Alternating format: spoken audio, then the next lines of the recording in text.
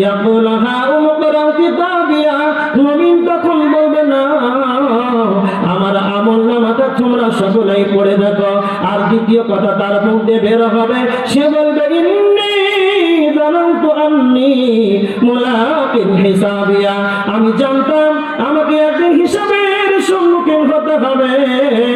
যখন আমি দুনিয়াতে কাজকর্ম ছিলাম, আমি যখন চাকরি করছিলাম, যে কাজে ছিলাম, মাঠে ঘাটে হাটে বাজারে এয়ারপোর্ট স্টেশনে, যে ক্ষেত্রে জমিহীন প্রান্তে জলসমুদ্রে, আমি সর্বদা ভাবতাম যে আমাকে কিয়ামতের দিন একদিন বিচারের কাঠগড়ায় দাঁড় হতে আল্লাহর সামনে হিসাব দিতে হবে। আমি জানতাম যে আমাকে হিসাবের সম্মুখীন হতে হবে। তার মানে প্রকৃত মুমিনকে পৃথিবীতে দুনিয়া করবে আর পরকালটা তার ধ্যান থাকবে, পরকাল দিহীমূল জীবন যাপন করবে, কবরকে বলে স্মরণ করবে, নিরবন করে কবরে যাবে।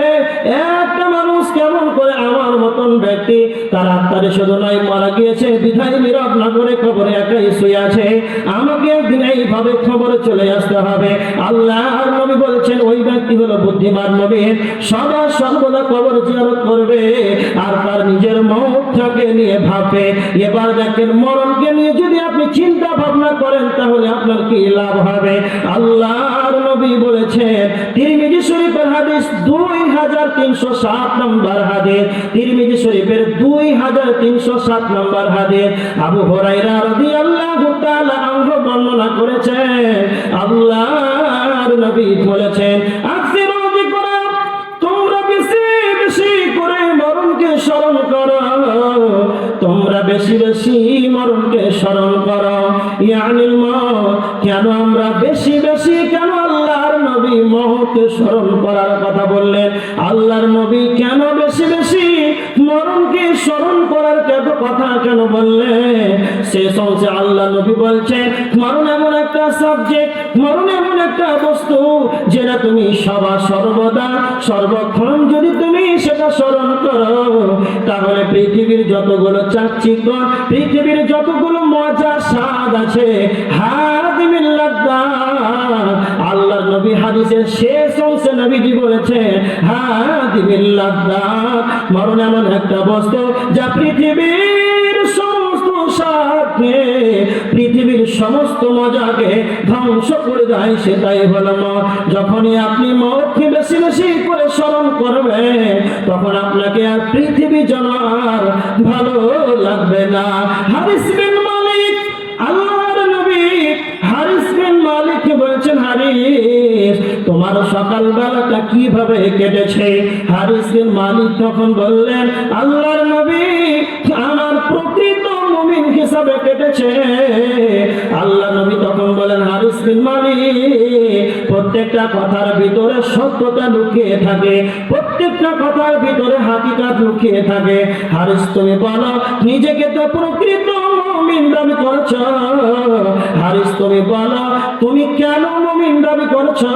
হারিস বিন মালিক তিনটি কথা বলেছিলেন, তার ভিতরে এক নম্বর হলো নবীজিকে বলছেন, ইয়া রাসূলুল্লাহ পৃথিবী যেন আমাকে ভালো লাগছে না, পৃথিবীর স্বাদ যেন আমাকে ভালো লাগছে না।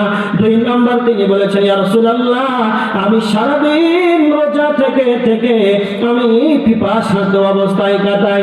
নাম্বার তিন, আমি রাত্রি জেগে জেগে জেগে ইবাদত করি, আমি রাত্রিটাকে বেশিরভাগ ইবাদতের মাধ্যমে কাটাই, এই জন্য আমি নিজেকে প্রকৃত মুমিন হিসাবে দাবি করেছি। তার মানে যারাই প্রকৃত মুমিন হবে রে, তাদেরকে দুনিয়া ভালো লাগবে না, তারা আখিরাতের প্রতি সর্বদা অটল থাকবে, আখিরাতে তারা অগ্রাধিকার দেবে, পরকালের জন্য প্রস্তুতি গ্রহণ করবে, এরাই হলো বুদ্ধিমান মুমিন। আল্লাহর নবী একদিন সাহাবীদেরকে বলছেন, ও আমার সাহাবীরা তোমরা শোনো, এমন একটি জান্নাত রয়েছে, এমন একটি জান্নাত রয়েছে, সেই জান্নাতের ভিতর থেকে বাহির দেখা যায়, যার ভিতর থেকে বাহির দেখা যায়, বাহির থেকে ভিতর দেখা যায়। আল্লাহর নবীকে সাহাবীরা প্রশ্ন করেছেন, ইয়া রাসূলুল্লাহ এত সুন্দর এই জান্নাতে কারা যাবে? কি আমল করলে এই জান্নাতে যাওয়া যাবে? আল্লাহর নবী তখন বললেন, এক নম্বর তিনি বললেন, লিমান আতাবাল কালাম, যার মুখের ভাষা ভালো, যার মুখে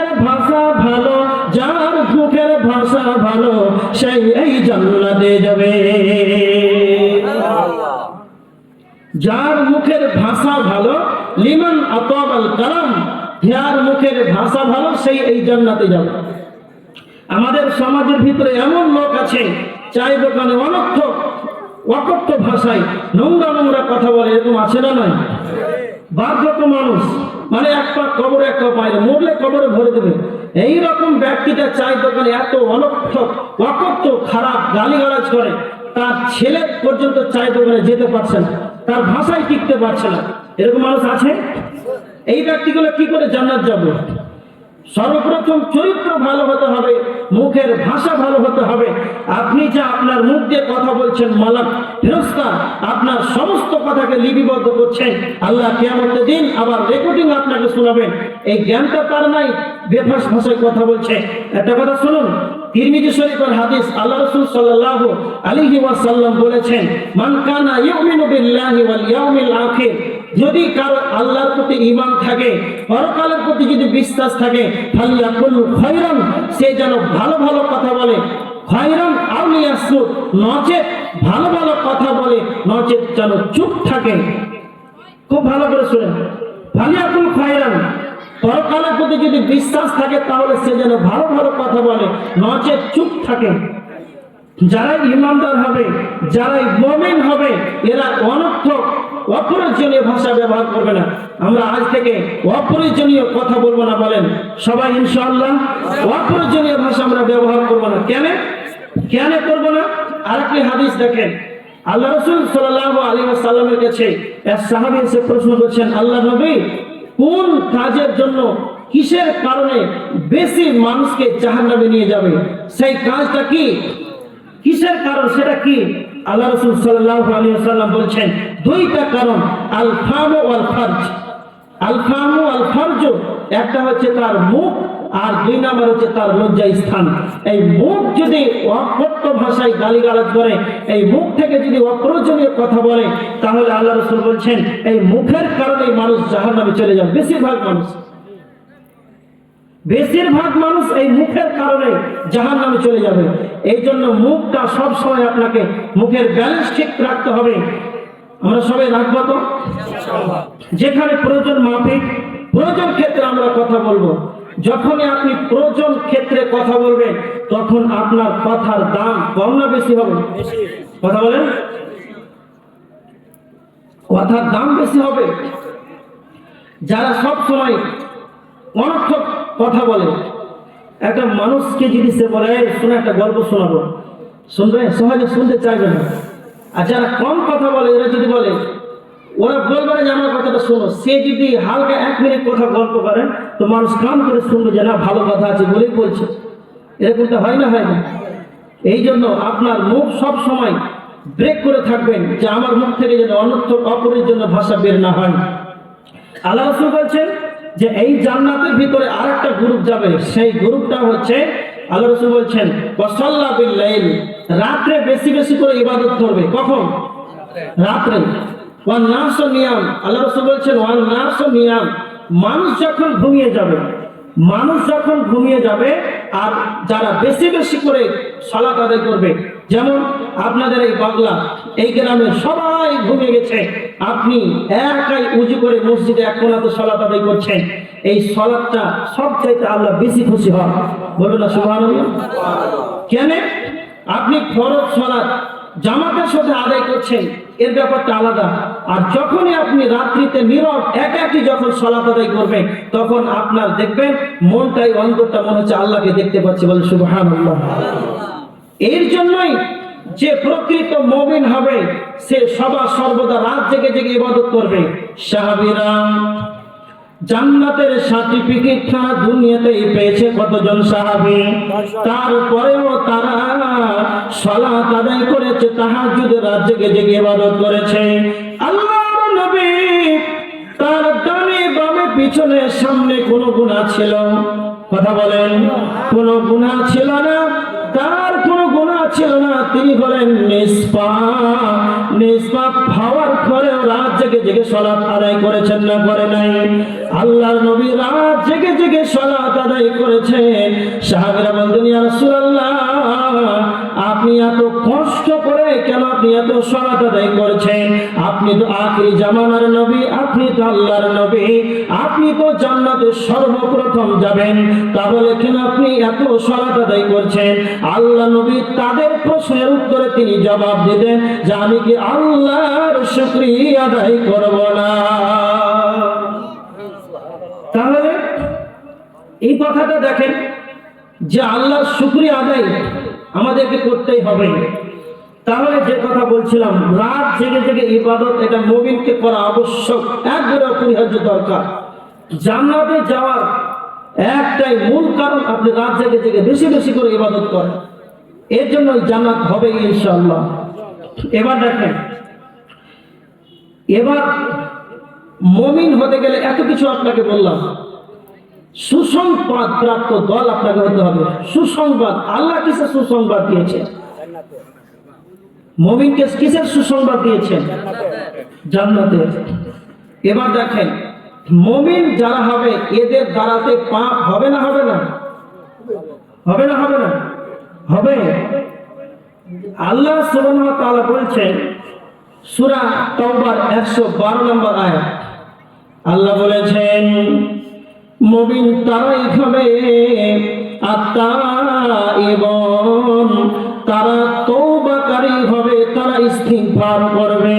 যখনই মুমিনের পাপ হয়ে যাবে, মুমিনের দ্বারাতে পাপ হবে না এটা নয়, মানুষ ভুলতেই পাপ হবে। আর যখনই মুমিনের দ্বারাতে পাপ হয়ে যাবে, সঙ্গে সঙ্গে সে আল্লাহর কাছে তওবা করবে, আল্লাহর কাছে সে ইস্তিগফার করবে। এটা হলো মুমিনের কাজ। মুমিনের দ্বারাতে ছোট ছোট পাপ হয়ে যেতে পারে। এর প্রমাণ একটা হাদিস আপনাকে বলছি, সেই হাদিসটা রয়েছে মিশকাত শরীফের 2341 নম্বর হাদিস। আবু আনাস বিন মালিক রাদিয়াল্লাহু তাআলা আনহু বর্ণনা করেছেন, আল্লাহর নবী বলেছেন কুল্লু বানি আদম খাতাউন, প্রত্যেকটা আদম সন্তানই পাপী, প্রত্যেকটা আদম সন্তানের দ্বারাতে ভুল হতেই পারে, এদের দ্বারাতে পাপ হয়ে যেতে পারে, কিন্তু আমার আল্লাহ বলেছেন, আল্লাহর নবী বলেছেন ওয়া খায়রুল খাতাইনা তাওয়াবুন, আর সবচাইতে উত্তম পাপী কে? যে আল্লাহর কাছে ক্ষমা চেয়েছে, পাপ করার পর আল্লাহর কাছে ক্ষমা চেয়েছে, এই ব্যক্তি হলো উত্তম পাপী। তার মানে যারা ঈমানদার হবে এরা কোনোদিন নিরাশা হয়ে যেতে পারে না।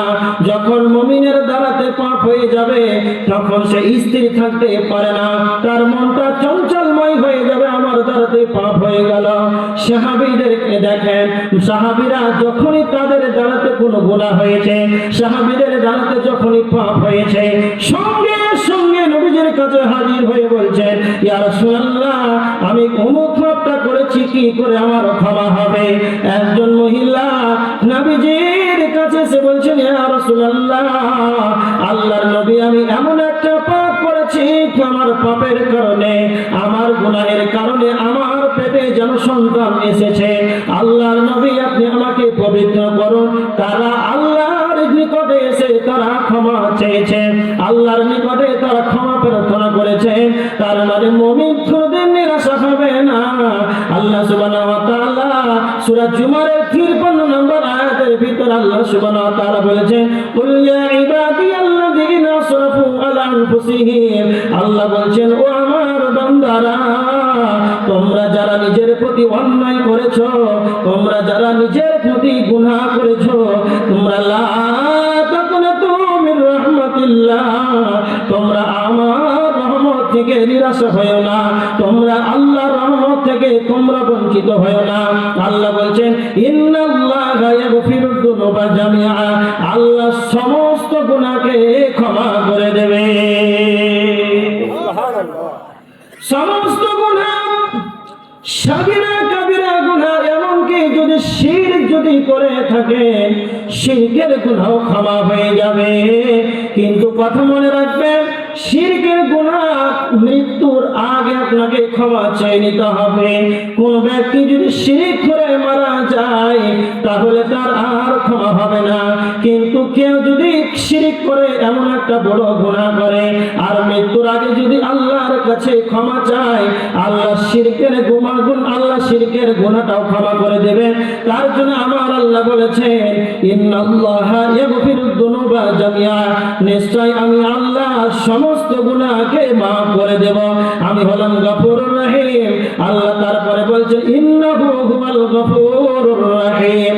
তার মানে যারা ঈমানদার হবে গভীর রজনীতে দুই হাত থেকে উত্তোলন করে আল্লাহর কাছে ক্ষমা চাইবে, তার নিজের জীবনের গুনাহগুলোকে আল্লাহকে বলবে, আল্লাহ।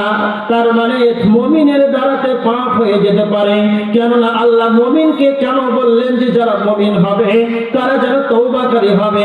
আর আল্লাহ সুবহানাহু ওয়া তাআলা সূরা তাহরিমের ভিতরে আল্লাহ বলেছেন, ইয়া আইয়ুহাল্লাযীনা আমানু তুবু ইলাল্লাহি তাওবাতান নাসুহা, হে ঈমানদারগণ তোমরা তওবা করো আল্লাহর কাছে, তোমরা আল্লাহর কাছে তওবা করো, তাওবাতান নাসুহা, ইখলাসের সাথে খুলুসিয়াতের সাথে তোমরা ইস্তিগফার করো। জীবনে যা পাপ করেছো, আল্লাহর কাছে তুমি লজ্জিত হও, নিজেকে লজ্জিত হওয়ার পর আল্লাহর কাছে তওবা করো। তার মানে যারা ঈমানদার হবে দুই হাত থেকে গভীর রজনীতে হাত থেকে উত্তোলন করে আল্লাহকে বলবে, আল্লাহ জীবনে আমি যতগুলো গুনাহ করেছি আল্লাহ তুমি ক্ষমা করে দাও। রব্বানা যালামনা আনফুসানা ওয়া ইল্লাম তাগফির লানা ওয়া তারহামনা লানাকুনান্না মিনাল খাসিরিন। মাবুদ রে, আমি জানি যে এর প্রতি অন্যায় করেছি, জুলুম করেছি, তুমি ক্ষমা করে দাও। যদি তুমি ক্ষমা না করো তাহলে আমরা জালিমের অন্তর্ভুক্ত হয়ে যাব, আমরা জালিম হয়ে যাব। ঈমানদার যখনই পাপ করবে মুমিন তখনই আল্লাহর কাছে ক্ষমা চাইবে। এবার দেখেন, মানুষ জাহান্নামে যাবে কেন জানেন? গুনাহ করে মানুষ জাহান্নামে যাবে? জোরে কথা বলেন। গুনাহ করে মানুষ জাহান্নামে যাবে? আমি বলছি যাবে না, আমি বলছি যে যাবে না। গুনাহ করে কোনো মানুষ জাহান্নামে যাবে না। তাহলে ভারতের বক্তা এনে তাহলে জান্নাত পেয়ে নেবেন গুনাহ করে নাকি? হ্যাঁ, খুব ভালো করে শুনেন, আপনাকে একটা উদাহরণ দিচ্ছি। ধরেন একটা মুসলিম, একটা ব্যক্তি কিয়ামতের দিন আল্লাহ বলছেন, আব্দুর রহমান, কি আল্লাহ বলছে জাহান্নামে যা। তো আব্দুর রহমান বলছে যে কেন যাব, কেন জাহান্নামে যাব? তখন আল্লাহ বলছেন, আব্দুর রহমান তুমি যে পাপ করেছো। তো তখন আব্দুর রহমান বলবে যে আল্লাহ রাসূল তো বলেছেন কুল্লু বানি আদম খাতাউন, প্রত্যেকটা আদম সন্তানই তো পাপী। তো তোমার নবী কি মিথ্যা কথা বলেছেন? তার মানে আমি পাপ করেছি, আমার ডিউটি ঠিক আছে। হ্যাঁ, আব্দুর রহমান বলছেন যে আমি পাপ করেছি, আমার ডিউটি ঠিক আছে, কিন্তু আপনি তো কোরআনের ভিতরে বলেছেন ইন্নাহু হুয়াল গফুরুর রহিম, আপনি তো ক্ষমা করনেওয়ালা, তা আপনি তো ক্ষমা করেন, তো ডিউটিতে কার ভুল? সুবহানাল্লাহ। হ্যাঁ, আপনি তো বলেছেন যে আমি ক্ষমা করতে খুব ভালোবাসি, আপনি তো বলেছেন যে আমি ক্ষমা করব, আমি সবচাইতে বেশি ভালোবাসি ক্ষমা করতে। বান্দা যত পাপ করতে ভালোবাসে আল্লাহ ক্ষমা করতে ততই ভালোবাসে। তা আমার তো ডিউটি পাপ করা, আপনার ডিউটি ক্ষমা করা, তা আপনার ডিউটি কই? ক্ষমা করেন না কেন? হ্যাঁ, তখন উদাহরণ দিচ্ছি, হাদিস করেন ভাবেন না। এবার তখন আল্লাহ বলছেন, আব্দুর রহমান তোমার ডিউটি পাপ করা, তুমি পাপ করেছো, আমি তোমাকে পাপের কারণে জাহান্নামে দেব না। আব্দুর রহমান বলো, তুমি কয় দিন রাত জেগে জেগে আমার কাছে তওবা করেছো, আমার কাছে তুমি কয়বার ক্ষমা চেয়েছো? আব্দুর রহমান তুমি বলো। আব্দুর রহমান এবার অফ হয়ে গেল, সত্যি তো আমি কোনদিন আল্লাহর কাছে ক্ষমা চাইনি। তার মানে মানুষই পাপ করবে কিন্তু আমার আল্লাহ পাপের কারণে জাহান্নাম দেবে না। আল্লাহ তখন বলবেন, আব্দুর রহমান তোমাকে ক্ষমা না চাওয়ার কারণে জাহান্নামে দিচ্ছে। তার মানে আমি তোমাকে পাপের কারণে জাহান্নামে যেতে বলছি না, আমি তোমাকে ক্ষমা না চাওয়ার কারণে, তওবা না করার কারণে জাহান্নামে যেতে বলছি। আর মুখ আছে কথা বলা আব্দুল রহমানের শেষ। তার মানে আরেকটা প্রমাণ দেব যে মানুষ তওবা না করার কারণে জাহান্নামে যাবে। এটা উদাহরণ দিলাম। আল্লাহ যখন আদম আলাইহিস সালাতু ওয়াস সালামকে সৃষ্টি করলেন, আল্লাহ বলেন ওয়া ইয়া আদম উসকুন আনতা ওয়া যাওজুকাল জান্নাতা ওয়া কুলা মিনহা রাগাদান হাইতু শি'তুমা। আল্লাহ বলেন আদম, তোমরা দুইজন স্বামী স্ত্রী জান্নাতের ভিতরে খাও দাও, আনন্দ ফুর্তি করো, খুব মজা করো, জান্নাতের ভিতরে থাকো, কিন্তু বাট একটাই কথা, ওয়ালা তাকরাবু হাযিহিস শাজারা, সেই গাছের নিকটে যাবে না। এটা আল্লাহর আদেশ না নিষেধ? আদেশ। আল্লাহ আদেশ করলেন যে সেই গাছের নিকটে যাবে না। এবার দেখেন আদম আর হাওয়া সেই গাছের নিকটে গিয়েছিল না যায়নি? গিয়েছিল। তো পাপ হলো না করলো না? আল্লাহর আদেশকে অমান্য করলো, তো পাপ হলো না হলো না? পাপ হলো। আদম কয়টা পাপ করলেন? প্রথম ভুল একটাই পাপ। কথা খুব ভালো করে শুনেন। এবার আল্লাহ যখন আদমকে সৃষ্টি করলেন, আদম আলাইহিস সালাতু ওয়াস সালামকে সৃষ্টি করার পর আল্লাহ সমস্ত ফেরেশতাদেরকে বলেন, ফেরেশতা মণ্ডলী তোমরা আদমকে সাজদা করো, এটা হলো আল্লাহর আদেশ, সাজদা করো। সবাই সিজদা করেছিল, একজন করেনি, তার নাম কি? ইবলিস। তাহলে ইবলিস কয়টা ভুল করলো? একটা। তাহলে আদমও একটা ভুল করলো আর ইবলিস একটা ভুল করলো, পাপে দুজন কি সমান। কিন্তু আদম একটা ভুল করলো, ইবলিসও একটা ভুল করলো।